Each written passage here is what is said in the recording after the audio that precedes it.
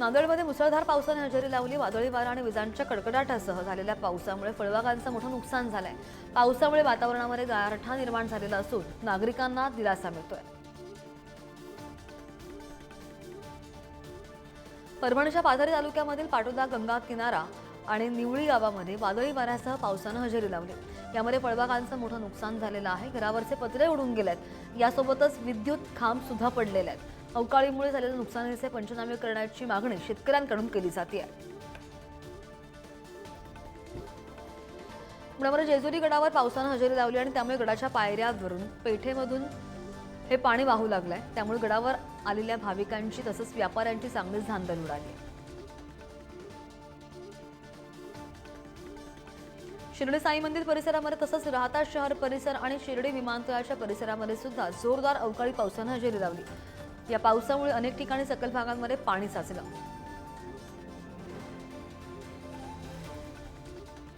बुलढाण्यामध्ये ढगांच्या गडगडाटासह मुसळधार पावसाला सुरुवात झालेली आहे। अचानकपणे पाऊस सुरू झाला आणि त्यामुळे अनेक ठिकाणी लग्न समारंभात मोठी धांदल उडाली। तर या पावसामुळे वातावरणामध्ये स्वयंपाकाचं सुद्धा मोठं नुकसान झालंय। मोठ्या प्रमाणामध्ये गारवा पसरला आणि त्यामुळे मानवी आरोग्यावर परिणाम होण्याची शक्यता। हिंगोली जिल्ह्यामधील काही भागामध्ये अवकाळी पाऊस झाला। अचानक हजेरी लावलेल्या पावसामुळे विवाह समारंभात एकच गोंधळ उडाला। पावसामुळे जागोजागी साचलेल्या पाण्यामुळे वन्य प्राण्यांची पाण्यासाठी होणारी भटकंती थांबण्यास मदत झाली आहे। पुणे जिल्ह्यामधल्या इंदापूर तालुक्यामधील अनेक भागांमध्ये वादळी वाऱ्यासह जोरदार अवकाळी पावसानं हजेरी लावली। इंदापूर शहरासह बिगवण, निमगाव, केतकी, निरगुडे या परिसरामध्ये पावसानं हजेरी लावली आहे। यावेळी निरगुडे गावामधील बस स्थानक तसंच काही दुकानांचं वादळ आणि पावसामुळे बरंच नुकसान झालंय। अकोल्यामध्ये अवकाळी पावसानं जोरदार हजेरी लावली। जिल्ह्यामधील बाबुळगाव, पळसो, दहिगाव, गावंडे या भागांमध्ये धुवाधार पाऊस झाला आणि पावसामुळे परिसरातील नदी नाले ओसंडून वाहू लागलेले आहेत। पावसामुळे उन्हाळी पिकांना फटका बसतोय। नंदुरबार जिल्ह्यामध्ये अवकाळी पावसानं हजेरी लावली आणि या पावसामुळे शेती पिकांसोबत घरांचे पत्रे सुद्धा उडालेले आहेत। मोठ्या प्रमाणावर नुकसान झालंय। उकाड्यानं हैराण झालेल्या नागरिकांना काहीसा दिलासा मिळालाय। नाशिकच्या मनमाड शहरामध्ये 2 दिवस विश्रांती घेतलेल्या पावसाने पुन्हा हजेरी लावली। शहरामध्ये अनेक लग्न सोहळे आयोजित केलेले होते, मात्र अचानक आलेल्या पावसाने वधूवरांच्या आनंदावर पाणी फेरलं। अचानक आलेल्या पावसामुळे जनजीवन विस्कळीत झालं। नाशिकमधील पिंपळगाव बसवंत परिसरामध्ये मुसळधार पावसानं हजेरी लावली। पिंपळगाव बसवंत इथं व्यापाऱ्यांनी चाळीमध्ये साठवून ठेवलेला कांदा पावसाने भिजून गेलाय आणि व्यापाऱ्यांचं यामुळे मोठ्या प्रमाणात आर्थिक नुकसान झालंय। गोंदिया जिल्ह्यामध्ये वादळी वाऱ्यासह झालेल्या अवकाळी पावसामुळे 230 घरांचं मोठं नुकसान झालं। यामध्ये अनेक जणांचं नुकसान झालेलं असून एका व्यक्तीचा मृत्यू सुद्धा झालाय। 2 जनावरं दगावलेली आहेत। नुकसानग्रस्तांना आर्थिक मदत देण्यात येईल अशी माहिती जिल्हा आपत्ती व्यवस्थापन अधिकारी राजन चौबे यांनी दिली आहे। अहिल्यानगर जिल्ह्यामध्ये पावसाचा इशारा दिलेला आहे। त्यानुसार नगर आणि पाथर्डी तालुक्यामध्ये पावसानं हजेरी लावली। अचानक आलेल्या अवकाळी पावसामुळे कांदा, टोमॅटो आणि फळबागांचं नुकसान होण्याची शक्यता वर्तवली जाते। जालन्यामध्ये झालेल्या अवकाळी पाऊस आणि गारपिटीचा 1923 हेक्टर क्षेत्रांवरील शेती पिकं आणि फळबागांना फटका बसलाय। मागच्या आठवड्यामध्ये जोरदार वादळी वाऱ्यासह अवकाळी पाऊस झाला, गारपीट झाली आणि यावेळी जालना जिल्हाधिकाऱ्यांनी ही माहिती दिलेली आहे। लातूर जिल्ह्यामधील मांजरी सामनगाव जलसेतू जवळ मांजरा प्रकल्पाचा उजवा कालवा फुटून कालव्यातील पाणी वाहून गेल्याची घटना घडली। दरम्यान या घटनेची माहिती मिळताच पाटबंधारे विभागाच्या अधिकाऱ्यांनी घटनास्थळी धाव घेत पाहणी सुद्धा केली आहे। कालव्याच्या दुरुस्तीसाठी पावलं उचलण्यास प्रशासनानं सुरुवात केली आहे। वाशिमच्या मालेगाव परिसरामधील काही भागात जोरदार पाऊस झाला आणि या अवकाळी पावसामुळे उन्हाळी पिकांना याचा मोठा फटका बसलेला असून शेतकऱ्यांनी काढणी केलेल्या भुईमुगाच्या शेंगा ओल्या झालेल्या आहेत। मोठ्या मेहनतीनं पीक पिकवून हातातोंडाशी आलेला घास हिरावून गेल्यानं शेतकरी हवालदिल झाले। इगतपुरी तालुक्यामध्ये सलग 8 दिवसांपासून सुरू असलेल्या अवकाळी पावसानं कहर केलेला आहे आणि त्यामुळे तालुक्यामधील 417 शेतकऱ्यांची 188 हेक्टरवरील पिकं भुईसपाट झाल्याची माहिती आहे। शेतकरी हवालदिल झाला। पावसामुळे उन्हाळी कांदा, भुईमूग, बाजरी, मका यांसह भाजीपाल्याचं नुकसान सुद्धा झालंय। यवतमाळ जिल्ह्यामध्ये मुसळधार पाऊस आला, त्यामुळे उन्हाळी भुईमूग पिकाचं मोठं नुकसान झालं. शेतामध्ये काढून ठेवलेल्या पिकाचं नुकसान झाल्यानं शेतकरी हवालदिल झालाय. शासनाने तातडीने पंचनामे करून नुकसान भरपाई द्यावी अशी मागणी आता शेतकरी करतायत. यवतमाळ जिल्ह्यामध्ये गेल्या काही दिवसांमध्ये अवकाळी पावसाचा कहर पाहायला मिळतोय. अवकाळीमुळे बोरगाव लिंगा गावामधील अनेक घरावरचे छप्पर उडून गेलेले आहेत. त्यामध्ये एक महिला जखमी झालेली आहे. जिल्हा परिषदेच्या शाळेवर झाडं कोसळलेली आहेत आणि त्याचबरोबर शाळेवरील पत्रे उडालेले आहेत. मोठं नुकसान झालंय. पुणे जिल्ह्यामध्ये एप्रिल महिन्यामध्ये झालेल्या अवकाळी पावसामुळे आणि गारपिटीमुळे सुमारे 567 हेक्टरवरील पिकं बाधित झालेली आहेत. 6 तालुक्यांमधील 1395 शेतकऱ्यांच्या पिकांची हानी झाली आहे आणि त्यासाठी शासनाकडे 1,53,94,000 रुपयांच्या नुकसानीची मागणी सुद्धा करण्यात आली आहे. लातूर जिल्ह्यामध्ये गेल्या काही दिवसांपासून जोरदार अवकाळी पाऊस पडतोय आणि त्यामुळे शेतकऱ्यांचं मोठं नुकसान झालंय. दरम्यान वादळी वारे आणि अवकाळी पावसामुळे जिल्ह्यामध्ये 27.20 हेक्टर क्षेत्र बाधित झालेलं आहे. लातूरच्या कृषी विभागानं ही माहिती दिली आहे. वाशिम जिल्ह्यामध्ये अनेक ठिकाणी मागील 4 दिवसांपासून वादळी वाऱ्यासह अवकाळी पाऊस झाला आणि त्यामुळे काढणीला आलेल्या उन्हाळी बाजरी पिकांचं मोठ्या प्रमाणामध्ये नुकसान झालेलं आहे. काही ठिकाणी संत्र्यांच्या फळबागांना सुद्धा वादळी वाऱ्याचा बराच फटका बसलाय. नंदुरबारमधील शनिमांडळ गावामध्ये अवकाळी पावसाचा शेतकऱ्यांना मोठा फटका बसला. पावसामुळे एका शेतकऱ्याच्या 3 एकरमधील टरबूज पिकाचं मोठं नुकसान झालंय. शेतकरी आर्थिक संकटात आहे. नुकसानीची पाहणी करून शासनाने शेतकऱ्यांना मदत करावी अशी मागणी शेतकरी करतात. धाराशिव जिल्ह्यामध्ये गेल्या 3 दिवसांपासून अवकाळी पाऊस आणि सोसाट्याचा वारा सुरू आहे आणि त्यामुळे केळी उत्पादक शेतकऱ्यांना मोठा फटका बसतोय. वादळी वाऱ्यामुळे केळीची पानं फाटत असल्यामुळे त्याचा परिणाम थेट उत्पन्नावर होत असल्यामुळे शेतकऱ्यांसमोर मोठी अडचण निर्माण झाली आहे. पुण्याच्या जुन्नर तालुक्यामधील पारगाव इथं विजांच्या कडकडाटासह पाऊस कोसळलेला आहे. विद्युत वितरण कंपनीच्या 5 केव्ही विद्युत रोहित्रावर वीज पडून जळालेला आहे आणि त्यामुळे परिसरामध्ये अनेक गावांचा वीज पुरवठा खंडित झालेला असून नागरिक त्रासात आहेत. जालन्यामधील अनेक गावांमध्ये वीज नाहीये आणि सुरंगळा गावात अंगावर वीज पडून शेतकऱ्याचा दुर्दैवी मृत्यू झाल्याची घटना घडली आहे. शेतामध्ये बाजरी पिकाची सोंगणी करत असताना अचानक वादळी वाऱ्यासह पावसाला सुरुवात झाली आणि यावेळी अंगावर वीज पडून शेतकऱ्याचा मृत्यू झाला. या घटनेमुळे परिसरामध्ये हळहळ व्यक्त होते.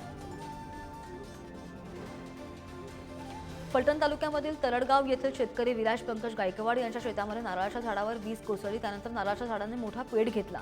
कोणतीही जीवितहानी नाही, मात्र पावसामुळे काही ठिकाणी वीज पडली तर काही ठिकाणी शेतीचं नुकसान झालंय. अमरावतीमध्ये वीज पडून महिलेचा मृत्यू झाल्याची घटना घडली. महिला शेतात काम करत होती आणि अवकाळी पावसाची हजेरी लागली. पावसापासून बचाव करण्यासाठी महिला लहान मुलांसह झाडाखाली थांबली. अचानक वीज कडाडली. यामध्ये महिलेचा मृत्यू झाला. 2 लहान मुलं गंभीर जखमी आहेत. लातूर जिल्ह्यामध्ये 113 गाव आणि वाड्यांना पाणी टंचाईच्या झळा बसताना पाहायला मिळतात. दरम्यान 50 गाव आणि 14 वाड्यांना सध्या 80 अधिग्रहणांद्वारे पाणी पुरवठा होतोय. नागरिकांचा मोठ्या प्रमाणामध्ये हाल होताना दिसत आहे. नाशिक जिल्ह्यामधील धरण समूहामध्ये अवघा 28.36% म्हणजे 18,624 पाणीसाठा शिल्लक आहे.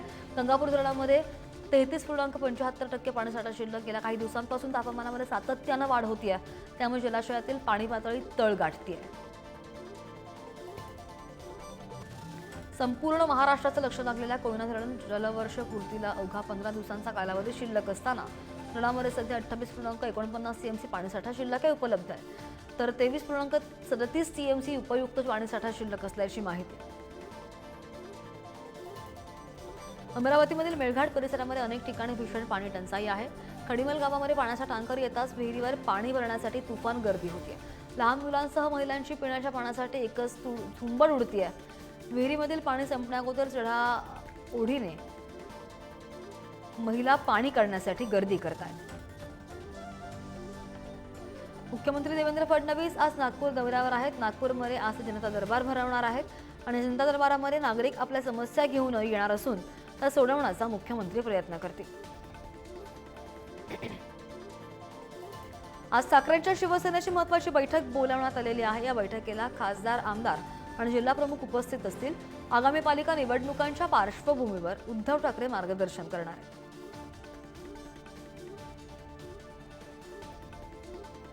संजय राऊत यांच्या नरकामध्ये स्वर्ग या पुस्तकाचं प्रकाशन आज होत आहे. संध्याकाळी 6 वाजता प्रभादेवीमध्ये हा पुस्तक प्रकाशन सोहळा पार पडणार आहे.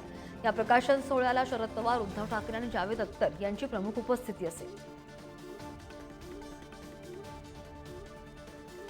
राऊत यांनी नरकातला स्वर्ग या पुस्तकातून अनेक गौप्यस्फोट केलेले आहेत. गुजरात दंगलीनंतर बाळासाहेब ठाकरेंनी मोदी शहांना वाचवलं. बाळासाहेब आणि पवारांनी कायद्याच्या चौकटीबाहेर मोदी शहांना मदत केली असं या पुस्तकामध्ये मांडण्यात आलेलं आहे. राऊतांनी पुस्तकातून केलेल्या गौप्यस्फोटांवर फडणवीस यांनी खोचक टोला लगावलेला आहे. मी कादंबऱ्या वाचत नाही, मी कथा, कादंबरी आणि बालवाङ्मय वाचणं कधीच सोडलेलं आहे असं विधान फडणवीस यांनी केलंय. कादंबऱ्या वाचणं कधीच सोडलेलं आहे. कथा, कादंबऱ्या आणि बालवाङ्मय वाचायचं माझं वय राहिलेलं नाही. त्याच्यामुळे असल्या गोष्टी मी वाचत नाही. त्यांनी असंही म्हटलंय की त्यांचं सोडून द्या तुम्ही. ते कोण आहे? ते कोणी खूप मोठे नेते आहेत का? छत्रपती शिवरायांच्या महाराष्ट्राला अशा कहाण्या लिहून फसवण्याचा प्रयत्न कधीच यशस्वी होणार नाही अशी टीका चित्रा वाघ यांनी केली आहे. या लेखकाला गटारातील अर्क असं नाव शोभून दिसेल असं विधान चित्रा वाघ यांनी केलंय. शोभून दिसले. छत्रपती शिवाजी महाराज यांच्या स्वर्गासारख्या महाराष्ट्राला अशा मनोहर कहाण्या लिहून नाचवण्याचा कुणी कितीही प्रयत्न केला तरी तो यशस्वी कधीही होणार नाही. खरं तर गटारातील अर्क असं नाव संबंधित लेखकाला अधिक शोभून दिसले असते. असो, धन्यवाद. जय हिंद, जय महाराष्ट्र. आपलं स्थान त्या काळात काय होतं हे त्या पुस्तकात मांडा असं विधान संजय शिरसाट यांनी केलंय. मी काहीतरी स्फोट घडवतो हे प्रसिद्धीसाठी सुरू असलेले प्रकार आहे, त्याला नौटंकी म्हणतात असा टोला शिरसाट यांनी लगावला. प्रमुख हे तडका फडकी बोलणारे नेते होते. हे यांच्यासारखे नव्हते. ते बाळासाहेबांबरोबर बसत होते, तुम्ही त्याच्यावर चुरूट पित होते. काय करत होते तुम्ही? आपली असलेली पोझिशन त्या काळामध्ये नेमकी काय होती हे कधी ते त्या पुस्तकात मांडा ना. परंतु मी काहीतरी स्फोटात्मक काहीतरी बोलतोय किंवा लिहिलंय आणि हे सत्य माना, हे जे प्रकार आहेत ना, हे प्रसिद्धीसाठी असतात. हे नौटंकी आहे. उपमुख्यमंत्री अजित पवार आज पुणे दौऱ्यावर आहेत आणि यावेळी ते शहरामधील विविध विकास कामांची पाहणी करणार आहेत.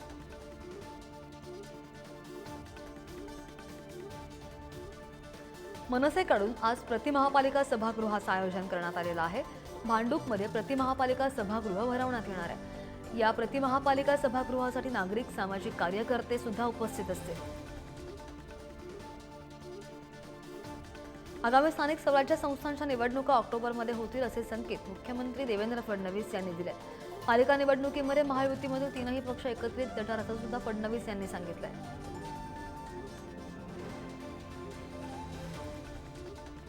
शिंदेच्या शिवसेनेच्या युवा विजय महाराष्ट्र दौऱ्याला नवी मुंबईमधून सुरुवात झाली आहे. स्थानिक स्वराज्य संस्थांच्या निवडणुकांच्या पार्श्वभूमीवर वाशीमधील विष्णुदास भावे नाट्यगृहात युवासेनेचा मेळावा पार पडला. यावेळी खासदार श्रीकांत शिंदे, खासदार निलेश मस्के, नवी मुंबईतील युवा सेनेच्या पदाधिकाऱ्यांसह कार्यकर्ते उपस्थित होते. पुण्यामध्ये शिंदेच्या शिवसेनेमध्ये इन्कमिंग अजूनही सुरू आहे. कात्रज विकास आघाडी तालुका हवेली येथील सरपंच, उपसरपंचांसह सदस्यांसह 50हून अधिक कार्यकर्त्यांनी शिंदेच्या उपस्थितीमध्ये पक्षामध्ये प्रवेश केला.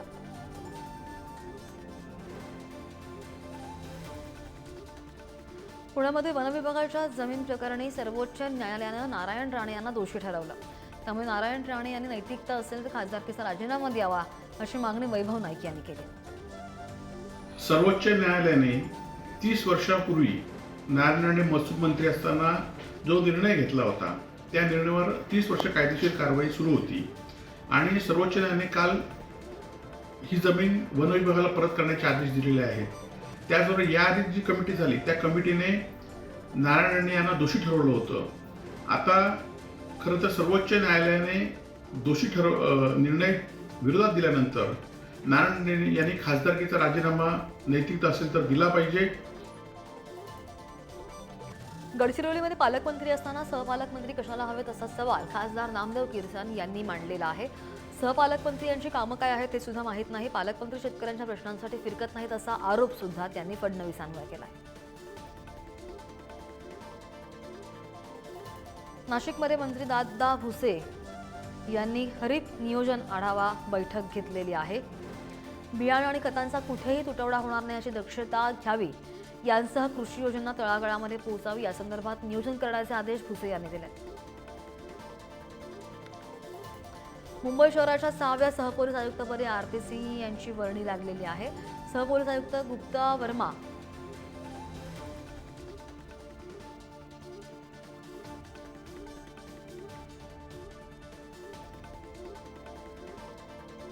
लाडकी बहीण योजनेमधील महिलांना बँकेमधून 40,000 रुपयांचा कर्ज देण्यासंदर्भात महिला आणि बालकल्याण विभागाने तुर्तास कानावर हात ठेवले.